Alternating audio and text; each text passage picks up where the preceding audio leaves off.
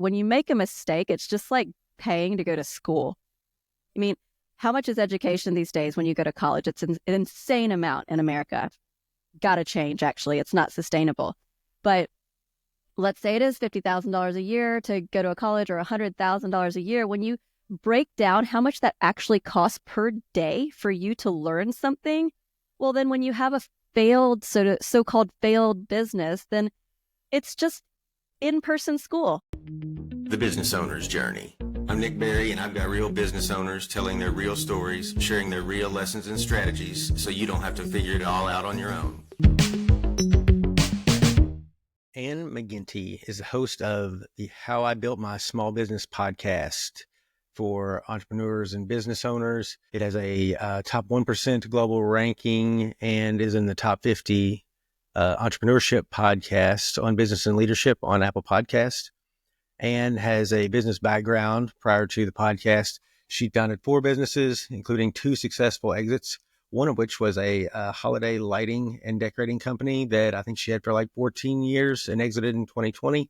She also started and grew and then exited a gourmet ice pop business and achieved financial freedom before starting her podcast. She's just a really insightful, a valuable resource, super friendly, generous with her time, easy to talk to, great storyteller, but somebody who has this track record of success. And so we talked about everything in this episode: background, lessons learned. We talked about the importance of mentorship and learning from others. She has a funny story that she shares about that. And then we spent time talking about the role of internal validation in her success.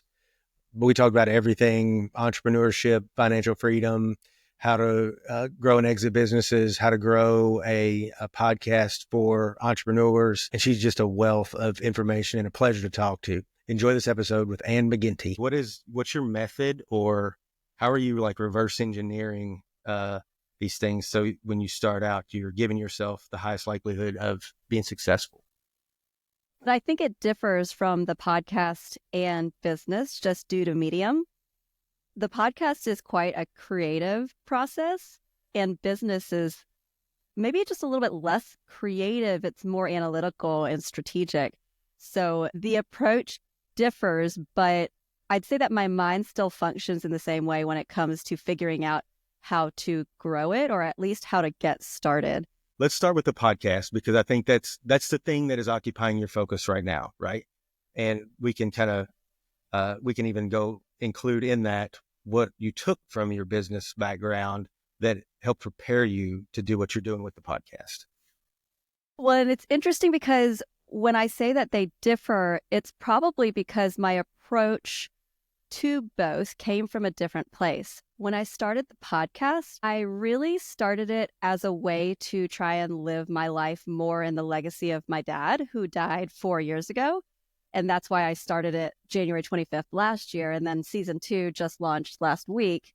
I don't know when this is getting released, but it's January 29th today on this recording. And so season 2 just launched. And when my dad died, it really changed something in me. It made me want to do more to get intrinsic value out of whatever it is that I was doing. So a little bit less about the money, but more focused on constantly challenging myself. So we were previously just talking about how I have high functioning ADD. So listening and communication are skills that take a lot of effort and practice for someone like me. So the podcast is perfect for that. And continuous learning is another skill just that my dad, he was always working on. He always had a science magazine or was watching a documentary. And then he had passion. So he was not just passionate as a doctor, but he spent, I don't even know how many hours daily in his garden. And that's because he was passionate about it. And for about 20 years of my career, I did not really have a passion. So this podcast is kind of tickling that a little bit because I love storytelling. So that's where this has all kind of come from. But when it comes to business, I look at business differently to the way that my guests do. Like when I've started my businesses, they've mostly been driven by a desire to make money. And a lot of the guests that I've interviewed have not been that way. They may want to have a legacy or a lifestyle, or they want to give back in some way. Like, that wasn't me. And so that's why I say I have two different approaches. Mm-hmm. This one's my creative, and then that one is more my analytical. Okay. And so do you think, I think I'm following what you're saying there. I may have described it a little bit differently, but I get what you mean with the, now the passion is there. You're chasing the passion rather than like I'm let not the chasing financial, money at all with the podcast. and that was not the case before. I'm not monetizing. I am not selling a course. I'm not trying to become a speaker. I'm not coaching anybody. I I have nothing to gain from the podcast monetarily. Mm-hmm. So it is all just the craft and the creativity and inspiration, challenging myself, helping other people learn. Entrepreneurship was something that allowed me to reach pretty early financial freedom, along with investing and just financial strategies. But I see it as one way that I can help other people who want to reach the same in a way that I know how. I know there are a lot of other ways that you can probably get to the same endpoint, but for me, this is what I know. And so this is what I can help share. Do you think that you're more naturally a creative person or an analytical person? I think that I am probably naturally more creative. I wanted to major in art history, but I was told that I couldn't. And my parents said that they wouldn't really accept it. So I could do finance, business, law, or pre-med. And so I chose economics, which was the closest degree to business that my college had. And I think it was a good choice because it gave me that analytical brain. It helped me just study more like the applicable skills that you need in life, which is unfortunate, but in this world, it costs money. So you do need to have some savviness there. Yeah, I'm sure that that's something that you brought with you even into the podcast, which is maybe being driven by your creative side. Like there's a way that Anne does things that includes you like leveraging some of what she knows analytically, right? Well, for sure. So like when I decided that I wanted to start this, I made a little mind map. And in the middle of the map was my goal. It was like inside a little cloud. And the goal was to get my show in more listeners' ears. And then from that, I kind of branched off and created the next layer of the mind map. And it was like, okay, well, how could I do that? Well, I guess I could connect with other podcasters. I could try to get some PR. I could reach out to entrepreneurship clubs. I could try to get certain high profile guests on there. I could do LinkedIn posts, so there were all of these different avenues. And I think I came up with probably like 20 or so different ways that I could get my show in more listeners' ears. And then I would take that step. So let's say the step was PR. It was like, well, gosh, how am I going to get PR? So I started looking into that and it was like, oh, there's this platform called Quoted, QWOTED, and it pairs people with reporters. And the reporters put out these requests for pitches. This is the type of expertise I'm looking for. Can you answer this question? And if there was one that felt like it was a good fit for me, I would respond, but I would respond for the benefit of the reader. But this, again, was kind of breaking that step into tiny and tinier steps. I gave myself a goal of just reaching out to, I think I said one quoted reporter a month, for example. So I had all of these micro steps that I could take, and it helps my brain focus because when there's a lot that you can do, then it can feel paralyzing sometimes to move forward. So if you just take that step and you say, oh, well, let's say you want to start like exercising and getting fit. Well, if you just tell yourself, I'm going to start running 5 miles a day and I'm going to do weights 3 days a week, like that might just be pushing it a little bit too much. You could start out by saying, okay, actually, why don't I just start with 1 mile a week? And then when I do that 1 mile a week, then I'll add on, and you then feel really good and you feel capable and you feel like you're celebrating the process of getting there. And I think it all becomes like this self-perpetuating cycle. Good things happen, you feel good. More good things happen, you feel good. And then the momentum just starts to build. That's why what gave me the impression from you, like there's a method. That's exactly what I'm talking about. Even because you told me some of that when we've talked before.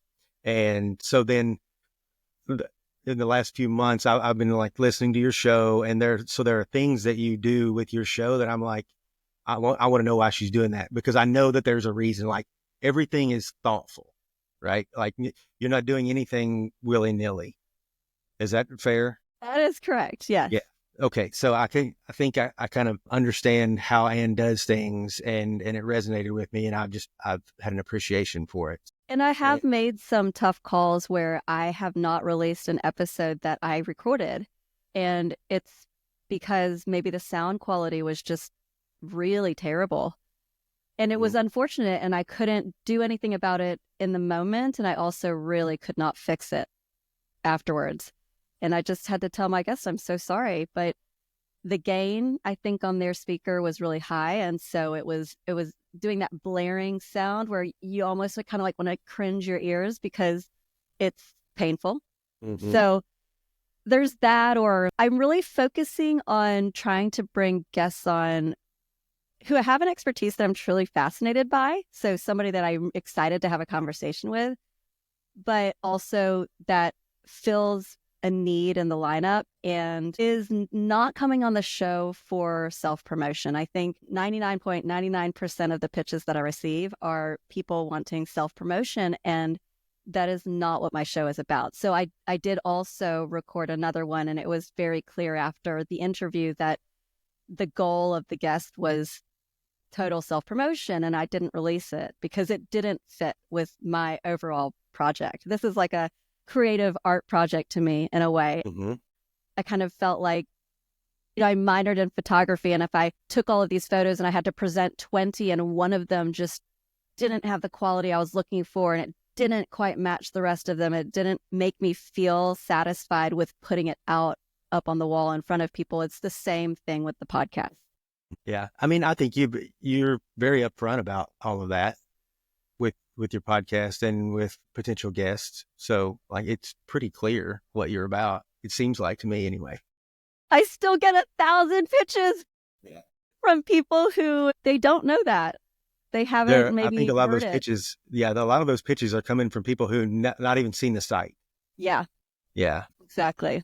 Very cold pitches. So what from your business background do you think carried over and maybe informed the way that you've done things with the podcast? I wonder if it's mainly just time management and organization and scheduling.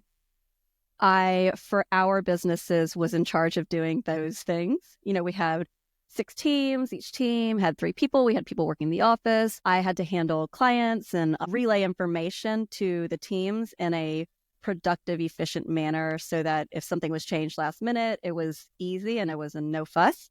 So I think there is a level of organization, but if I were to approach this podcast as a business, I would be doing things a little bit differently. I would be actively trying to find sponsors, and I would be focused on that. I would be focused on the monetization because you can't grow a business without money. And so I'm not really, to be honest, I am not approaching the podcast as a business. It's almost like the opposite in a way. But I really don't think there's as much overlap there, only because I'm not trying to turn this into something that generates income. Maybe it will in the future if I want to keep it going. I can't even guarantee, will I do season 3? Will I do season 4? I mean, right now I just commit to one season at a time and just see how it feels. Am I still enjoying the topic? I've found since season 1 that the interviews are shifting a little bit to being a little bit more about knowledge, expertise, and wisdom with elements of how I built my small business. But the actual steps in business they're taking a little bit of a back burner. I mean, they're still a part of the show, but in season 1, there was a greater emphasis on the actual how to start a small business. And now it's because I am finding that if I talk about the same thing over and over again with guests, it's going to get boring. And Right. There is a finite number of business fundamentals that you can discuss, right? Yeah. And then you start seeing the patterns and you realize that everybody is saying a lot of the same things in different ways. And the stories are the part that are truly unique. So now the focus is much more on who am I bringing on the show and why do I want to talk with them? And could I possibly show up for the interview with very little preparation and just have a conversation with them? Season 1 was a lot of preparation. I think I'll have to think about this some more, but I think I probably look at it still as it's operating on some business principles, if for no other reason, because Anne has some standards that she's pretty clear on. And like you organize things in such a way to produce that. And you may have adjusted what the outcomes that you're aiming for with those standards, but you probably could pretty easily repurpose them to include being a profitable business. And like you do things well.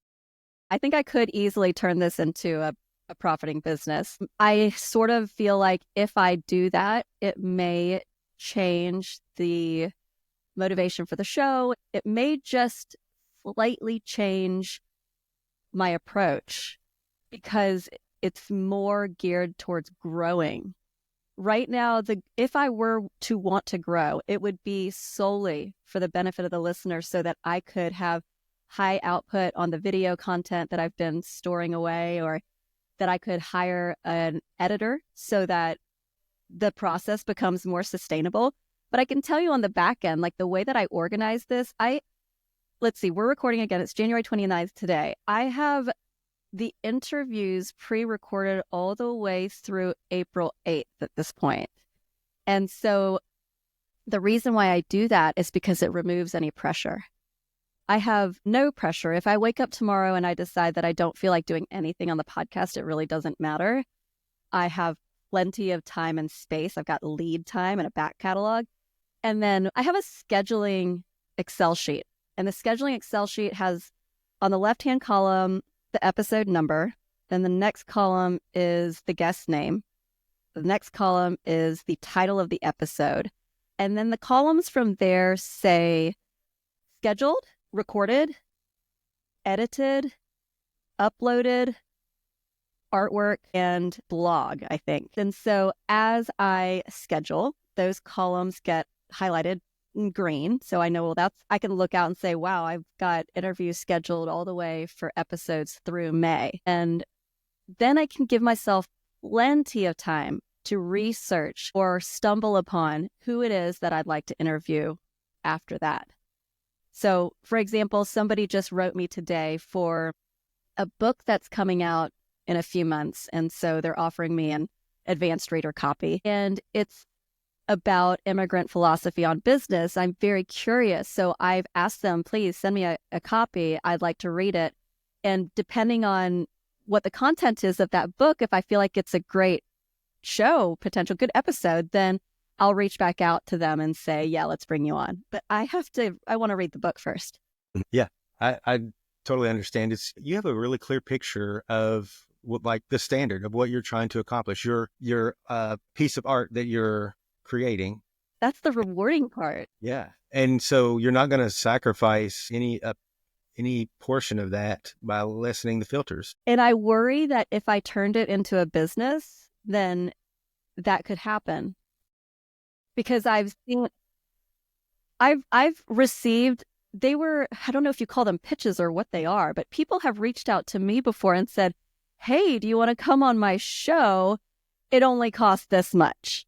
And I'm like, wait, you charge people to come on your show? Is that a thing? That's a thing.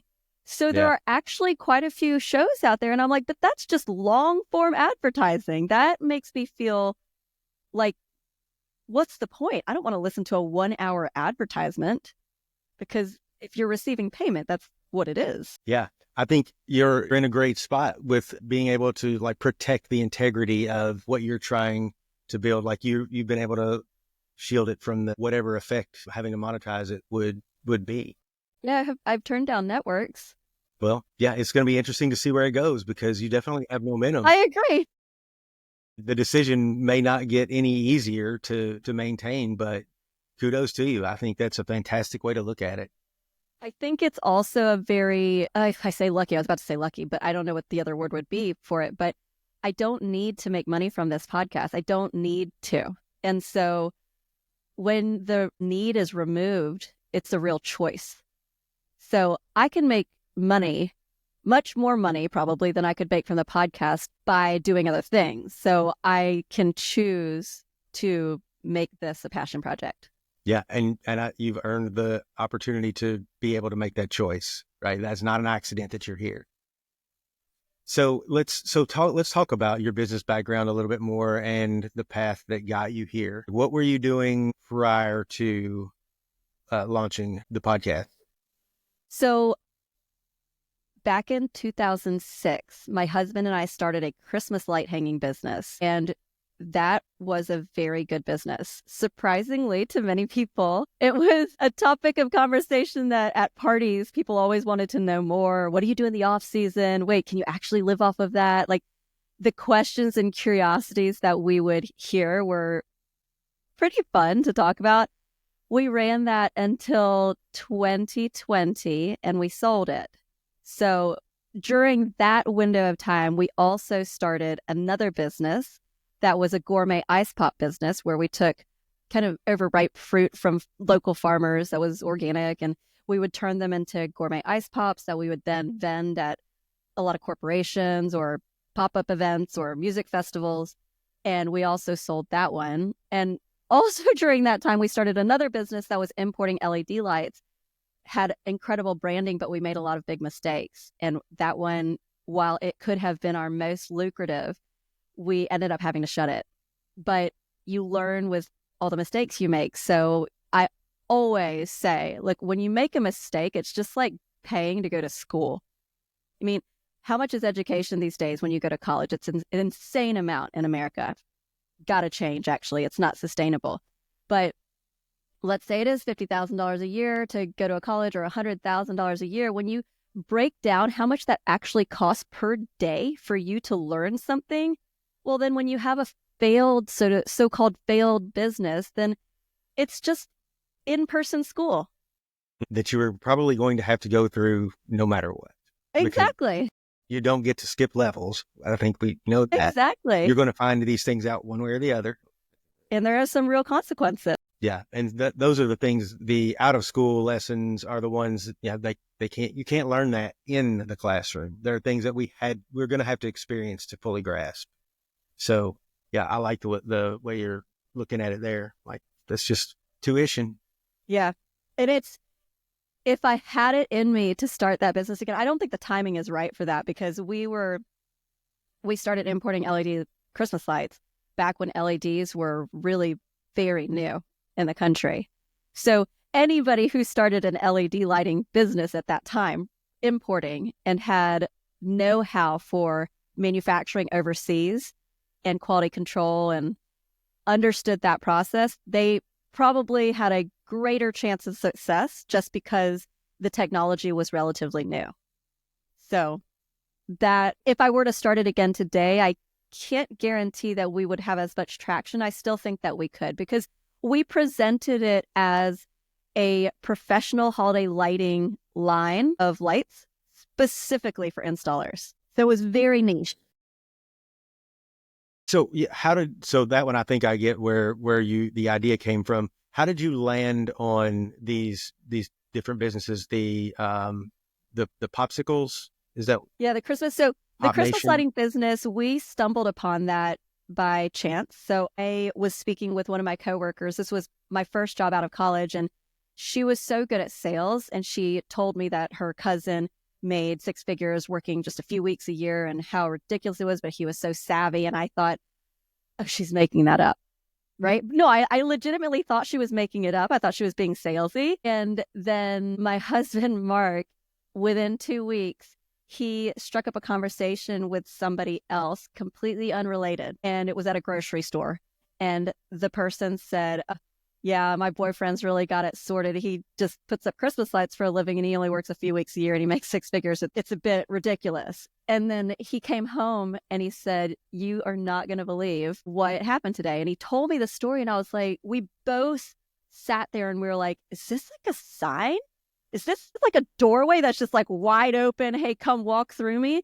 And we decided that it was. And so I think it was a month or less than a month later, we were starting a business, not intentionally wanting to be entrepreneurs, just wanting to make more money.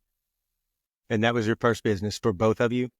That was kind of like our second business. So I had also done a photography business before that on the side where I was shooting and I had a greeting card line that was kind of underneath that umbrella as well. But that business was so tiny. It was an extra $15,000 a year. So it was just extra money. But all of the money that I made from that went into a savings, like don't touch it account, like save it for an investment kind of account. And so once that built up to a size where we could make an investment, we did. And so for us, it was just this game of like, we need to make as much money as we possibly can so that we can get our money to work for us so that we can get out of this rat race. Because we both really missed our time. We wanted to be able to see a future that wasn't bound by somebody else's schedule of telling us when to work and where. So was that perspective that like the rich dad, poor dad inspired? Totally. Getting out of the rat race? That was your game plan from the beginning? Not necessarily from the beginning. I think we were both just trying to get some knowledge on how we could get out of a paycheck to paycheck situation. So we were both having such difficulty saving and getting ahead in San Francisco. Every single dollar that we made seemed to evaporate, and we weren't even spendy people. I mean, we were both previously backpackers who learned how to live off of very little money. So it was disheartening to us that you could work a full-time job and have a nearly impossible time saving enough money to get a down payment. Or just enough money, enough capital to do anything significant with, because that is, I believe, that is what you need in order to actually make big steps in your potential sort of income. Okay. And so I know that some of the things that I found in researching you had to do with like financial, I'm going to say guidance loosely because I'm not exactly sure what category it would fall in, but like sharing some expertise on how to save and do exactly what you just said. So that came into place somewhere along the way, right? Well, so we realized that there's obviously two ways to do it, right? You can either save or you can make more. And saving was proving to be very challenging in an expensive city. And so we started exploring the ideas of making more. How can we do that? I picked up a job working at a newspaper on the weekends. I picked up a job working for a photographer across Golden Gate Bridge up in Marin County. I looked on Craigslist. Back then, Craigslist was a little bit more normal, and now I think it's gotten a bit weird. But I would look for gigs. If somebody had an exhibition showing a gallery and they wanted somebody to shoot images of the party, then I would offer, even if it was just, $150. Whatever it was, I would just say yes, because I'm like, that's $150 I didn't otherwise have. Or if I work this weekend, that's another $400 I didn't have. Like, it was the extra, because I felt like if he and I could live within the bounds of our income, then anything extra, we can stick it away and save it to do something bigger with. So yeah, we started buying real estate and selling real estate, and then we started our businesses. That increased our income tremendously. And then we started investing in financial instruments. I mean, we could go down a whole rabbit hole of this. I don't know where you want to go with this episode, but there's so much between business and finance that I love these topics. I can tell. So what I was asking about is now I'm remembering a little bit more about it, but I read there's an article that maybe you were quoted, and it was talking about like creating a plan for early retirement. Like building your financial plan. Is that ringing a bell? Well, I mean, so I'm a bit geeky when it comes to spreadsheets. Like, I really love spreadsheets. I think that might be part of the econ thing. But yes, we were forecasting and we were being strategic with our finances, but we are also being strategic with our business growth. So we would approach both with like, if we're, again, moving forward on both fronts, then this is good news. But there gets to be a point where if you have enough money, it it's not fair. It really isn't fair, but it is the way that this world works. With the more money that you have, the easier it gets to make money. And I think as I found that, I started feeling it's like wealth guilt in a way. Like you see somebody else coming over, like, for example, we have a house cleaner and she works so hard. And she works long hours and would probably work 7 days a week if she had to. And we did that at one point. And we did that for many years. But when I see what it takes for her to earn an equivalent amount to what we can earn, but we earn it in a fraction of the time without necessarily doing anything, it starts feeling very unfair. And so that is also like another motivator behind the podcast, because again, knowledge is part of what got us here. And I can't tell everybody the exact steps that they need to take in their own lives. I can offer insights and I can say how we did it. But again, it's sort of up to the individual to put the hard work in and want it and believe that they can do it. Yeah. And I think you, from what I know, are in a position where you've like been on both sides.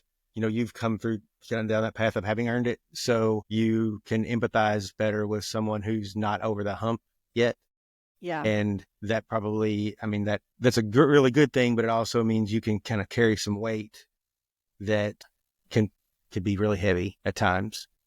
Yeah. I think you just start seeing, you see the inequalities out there that are happening, and there's not a lot that you can do about it, but what you can do about it is help other people learn.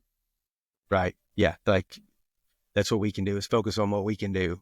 Right. Yeah, that's right. Yeah. I meant to ask you, when we were going through, where did these ideas come from? Pop Nation. How did you get into that? The popsicles. The Pop Nation? Yes.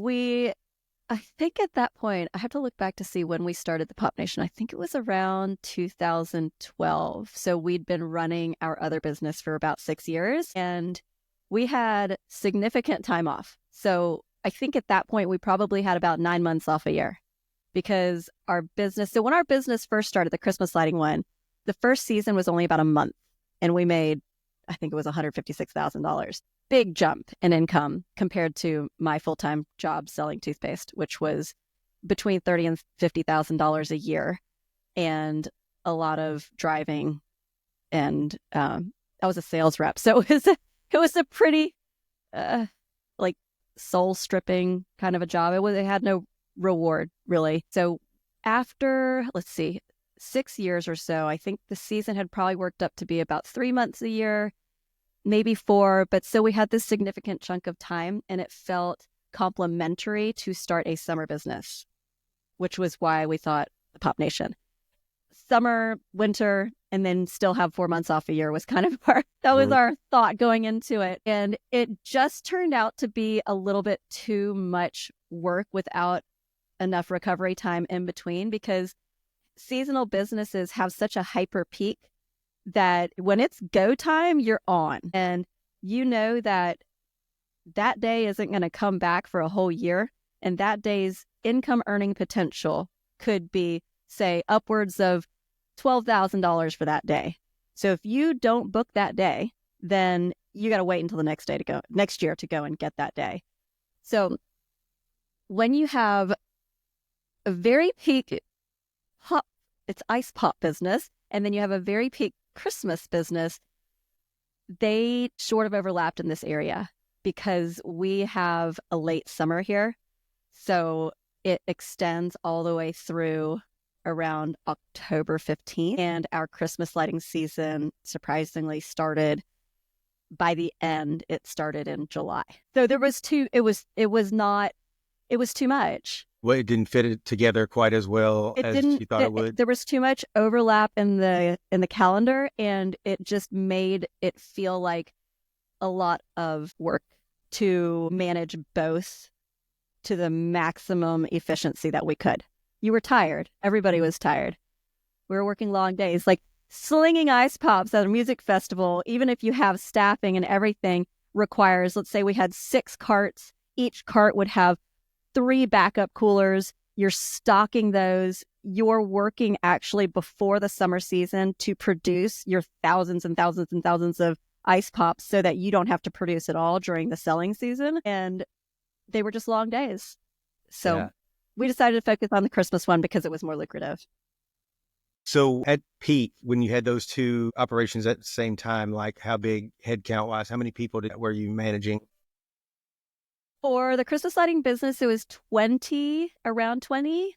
And then for the ice pop business, we had, I think, 6 carts. So we could be in 6 locations at any one time. And then we usually staff with 2 people each. And then we obviously had the kind of like office and back crew and production. So it was probably part-time, only 12 to 15 people, but part-time, very part-time. Because you wouldn't necessarily sell Monday through Wednesday because there may not be anything going on. And so you and your husband were managing everyone, or did you have? Both businesses. I think you mentioned teams, right? Yeah, we had teams. So we had an organizational structure. For the Christmas lighting business, again, was a much bigger business. And we had an org structure. But I think if I were to reflect back on the ways that we maybe didn't do as well as we could have, you learn these things in retrospect. And I've learned a lot since I've started interviewing people. But we probably could have benefited from hiring people who knew as much as we did or more to fill our spots so that we could start working on the business instead of in the business. Because there was a bit of a bottleneck. Like we could not handle a team that was more than 20 because it felt like we had 20 children. And I did not know enough about HR. Human resources is such a specialty and a skill set that we really should have hired maybe a third party as a part-time basis to come in and handle that part for us. We did not have a pulse on what was going on kind of interrelationshiply between our teams sometimes because we were trying to manage everything all at once. And we would find out through the grapevine that so-and-so were 2 of our employees had a little bit of a falling out, or they were fighting about something. And it was like, wait, is this something that I'm supposed to handle? Or is this I just didn't know. And I think that right there should have been the light bulb moment where I said, I don't know, I need help. Mm-hmm. But instead what I did was, I don't know, let's think about this. Let's see if we can come up with an answer ourselves and let's just try our best. And sometimes trying your best is not as good as just seeking the advice elsewhere or hiring that person. Ideally, you can get out in front of and prevent or mitigate these issues, not just be ready to react to the next one. Yeah. So did you have any, how did you learn other than the hard way? Did you have mentors, coaches? No, that's what I mean. I think that has been a repeated advice that I've heard so many of my guests say is seek out mentors, put yourself in the room with people who are doing what it is that you want to do and tap their advice, because especially if they are not a competitor of yours, but they can just be an inspiration. The one time that I did do this was when my husband and I were trying to figure out the next big growth phase, because our business was probably doing 7 figures at that point, the Christmas lighting one. And we didn't really know how to grow it from there. We just had these questions. Should we have a warehouse where we have trailers that people hook up onto the back of their trucks? Should we require that our employees have trucks? Do we do all company-owned trucks and have them pre-stocked by a warehouse manager? There were all of these different ways that we could have done things. And so I reached out to someone I want to say they were in Chicago. I didn't know this person. I just knew they were running a very successful business. And I cold called him and I said, hi, my name is Ann. I have a Christmas lighting business out in the Bay Area. And I just was calling to see if maybe you'd be willing to just chat business for a second. We are wanting to grow our business and I'm curious about how other people are doing it. And he was a wealth of knowledge, which you would think would have been another light bulb moment where I went, I should do that more often. But I didn't do that more often because I didn't know. It didn't click for me, the value, even though it was so obvious. So that's what I would have done. And then when we sold our business in 2020, there were multiple reasons for why, but one of them was the pandemic is coming. So if we want to sell it before the pandemic, then we should do that. And if we don't, then we should probably be willing to stay in for at least 5 more years because it's going to take a little bit of a hit. We were putting lights up in places where people gathered, like big municipality sort of city centers or malls or downtown districts or amusement parks and zoos and things like that. So those places were likely not going to be able to open. So we knew that we were going to take a hit. And we both were thinking maybe it's time because the business was at an inflection point. If there had been no pandemic, the business wanted to grow. So it had grown every year since we started it. And again, erase the pandemic, and I think it would have just continued to grow. But I didn't know how to handle going from 20 employees to 30 employees to 40 to 50 to 60. That was a big unknown for me. And it felt very scary, felt very just like I didn't have the skills to do it. And I wish that I had just talked to Jeff Smart or one of those types of people who really understood hiring and team building to help if we were going to take it to that level of growth. I think now in retrospect, we could have done it with the knowledge that I've gained from my own show. Yeah. So, and we'll talk about that in just a second. Someone who I had coaching me for several years told me one time, I've always felt like I knew that I needed to get the input from other people. I have a hard time asking, not in a resistance way, in a articulating like what I need from you.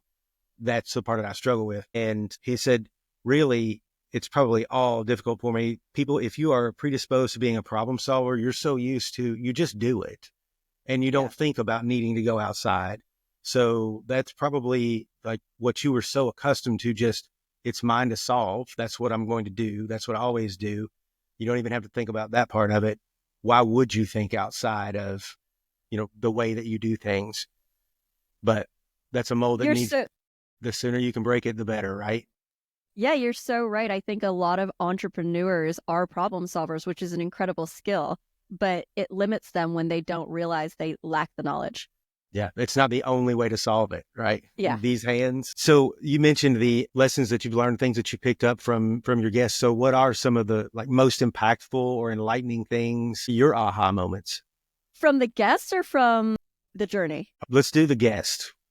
The guest is a fun one. I think you probably feel the same way about this. It's almost like talking about what the best qualities are about your children or about people that you really care about. I have learned something from every single one of my episodes. And a lot of times it was what I wasn't expecting to learn. Like I will try to, I don't have it up in front of me, like the list of all of the episodes, but just recent ones or ones that are upcoming. So Shanda Bell, she was one of the co-founders of the Elf on the Shelf. And I just found that her story was so real because of how much rejection she faced. Nobody would publish her book. Nobody believed in her. They told her it was going to fail. And it got to the point where she and her sister and her mother they got together because they believed so much in their own idea. And they said, well, we're just going to have to do this on our own then because nobody else will publish this. So that I thought was an amazing lesson if you can kind of imagine what that must have been like. And then Anna Humayun, she started the Green Ivy Education Consultancy or Consultants. And I was intrigued by what she had to say because I am a parent. And it brought to light just how often people really start developing their personal interests in middle school, even as early as middle school.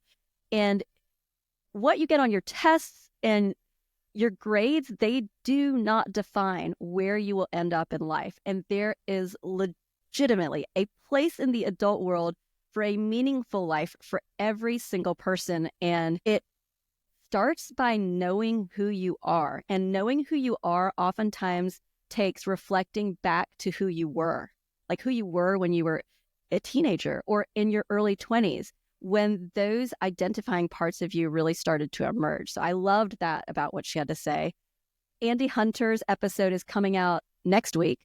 It'll be out, I think, by the time your show, this drops.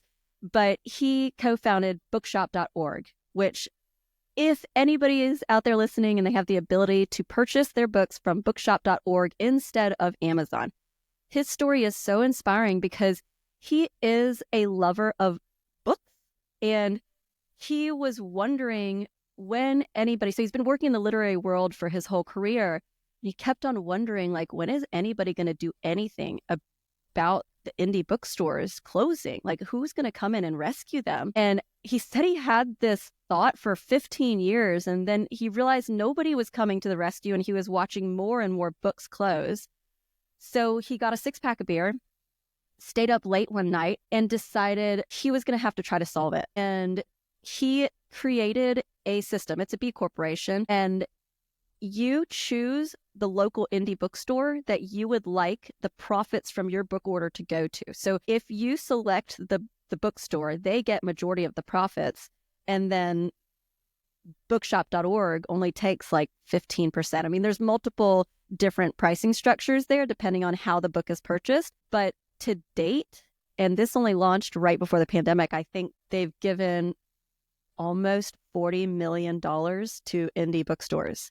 Because what they did was they filled this gap where indie bookstores could not create an Amazon platform that made ordering super easy. They needed collective power to do that. So he created the collective power by creating the platform. And then there's, let's see, Hayes Hitchens is coming up. He is the founder of Moondance Adventures. Moondance is an adventure teen travel program. So they send over 2,000 teenagers a year in June and July to over 20 countries around the world. And he is just such an inspiration. I also personally know him. So I think that had a rewarding feel with the reconnection to be able to reconnect with him. But there was something he said that I really loved. And it was, what has been your favorite day in your life? Right? See, so I can see you start thinking, I can see your eyes moving, right? What's been your favorite day in your life? And you start producing these ideas and these memories. And he said, what he really wants people to know and learn is that it's measuring your life in those memories that really matters. And so what he hopes to do is create an experience for these teenagers so that when they're 20, 30, 40, 50, 60, and someone says, tell me about some of the best days in your life, that they will remember that experience. So inspiring. I mean, like, Yeah. I could just keep going on and on. Rachel Platten, she's actually a friend of mine. She's the fight song singer. She's like a pop star. And I've known her since college. And when she became famous, I feel like we kind of lost her a little bit. Like, the fame really changed her for a moment. But then she's come fully back, and she's realized that, like, all of that external validation gives you a high for a moment, and then the crash happens, and then you realize that it's empty, and there's no real reward in that external validation. It's only temporary, and that the real reward comes from going internal and getting your own internal validation. And that's where she is now, which is just like such a beautiful arc to go through as somebody who is just a normal everyday person, skyrocketed to fame, literally, was her dream, or so she thought. And then she realized that it was empty, and she just came back to who she was. So yeah, that's very, I mean, she just sang at one of the at a football game. Yeah. Yeah. This is like in the last week, 2 weeks. And what's funny is that, so I knew her back when we were, 18 or whatever. And she actually had a boyfriend in high school. And she told that boyfriend when she saw maybe, I don't know, Faith Hill or Shania Twain or somebody singing at a halftime show at one of these games, I want to do that. And the boyfriend said, you're crazy. You're never going to do that. And then she did it. That's awesome. Good for her. Yeah. I mean, like what you're talking about, though, like that's one of the beautiful things about doing the podcast, the way that you do it. And like with what I'm trying to do, it's just like hear the story and take the things out of it, and that you're not going to find in a textbook. They're not like necessarily always the not teaching the fundamentals, right? That's not always the lessons. It's somebody coming on and saying, look, you know how you feel this way about these certain moments in your life? I think that it's a pretty rich life to imagine having a lot of those that you can like call upon. Like that's what you're trying to build toward. Yeah, I think I learn, and I know not everybody learns this way, but I learn through stories and anecdotes. For me, I see the journey and I feel so inspired and very deeply curious about people's journeys that brought them to who they are today. There's endless, I guess. There's endless stories out there. And I think everybody has a story to tell. I am not bringing everybody on the show, but I do believe that there's a place for everybody to tell it. And it's not the same place. There is, exactly. But everybody does have a story, and their stories are important. Have you always been curious like that? Always. Yeah. Always. And I've always been a pretty deeply supportive person. Like if I had a friend that was someone in high school that I knew, and let's say that they started a business and became like oodles more successful than me and sold a business for $200 million or whatever it is, like I would be so deeply happy for that person if that was the goal that they wanted, if that was their dream and they were happy. I would be so happy for that person. The only time I think when I am not as supportive or happy is if I feel like the person is turning to the dark side, or they're becoming mean, or they're becoming egocentric or so greedy that they don't have compassion for people. Then I can't be supportive of that, because I feel like they've lost sight of themselves and they're not truly happy. Mm-hmm. But I would encourage and support and want them to find that happiness again. I just like to see people succeed and be happy. I agree. I mean, it makes your life better to be able to kind of share in it, right? Like it's just enjoyable to see good things and feel good things. Well, and their success doesn't change anything about my own success. And their success may not even match my definition of success. So I think it really comes down to, what is it that you want? Why do you want that? And knowing that it is for you and it's not for other people. Another thing that I picked up from you, maybe a sense of agency or like internal validation, like you're pretty set on, you're the one who decides what Anne is and like what her standards are. It's not external validation so much. How have I done on the assessment there? Is that? Yeah, I think that it used to be much more influenced by external validation, but my dad, I love, my parents are amazing. My dad did put quite a bit of pressure on me though. So he did push us for perfection. And so I think when I was younger, I strived for that. If I got a 96 out of 100 on a test, he would literally say, well, what happened to the other 4 points?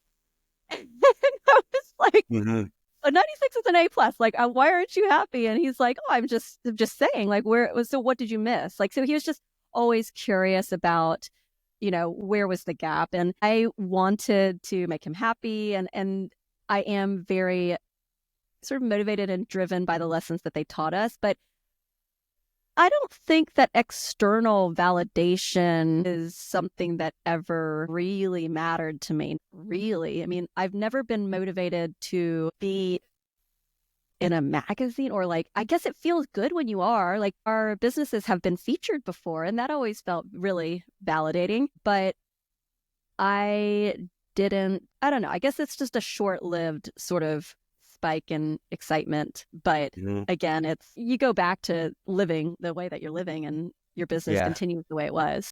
You can appreciate it but be very aware that it doesn't define you or change what you are. Like, it can be a good thing. It can even be like kind of a means to the end, maybe a milestone, but that's not the purpose of what you're doing. Yeah, it doesn't define me. Somebody else telling me that I'm doing something well doesn't matter to me quite as much as me telling myself that I think I'm doing a great job. Yeah. Because, like, what are you going to, I guess I don't know, like, if I enter awards for the podcast, the motivation is not to win the award, it's to get more exposure. So you do have to play a little bit of that game, I suppose. Yeah, agreed. And this has been fantastic. I hope you've enjoyed our conversation, because I think you were exactly what I thought Ann would be. You were exactly what you've been whenever we've had our previous conversations. So thank you so much for spending time and sharing everything. And congratulations on what you're doing with the podcast. I'm excited to see what's ahead for you, because I just feel like you're on the front end of something that's going to keep getting bigger and bigger. I really appreciate you inviting me on. I always enjoy talking with other podcasters. And I know you're a business person as well. So we have shared interests, and it's been great connecting. Thank you so much for listening. If you found the show valuable, you can say thanks and show your support simply by taking a quick second to like, share, and comment on the show. You can also find more information about each of my guests, all of the resources from the show, and myself at nickberry.info/TBOJ.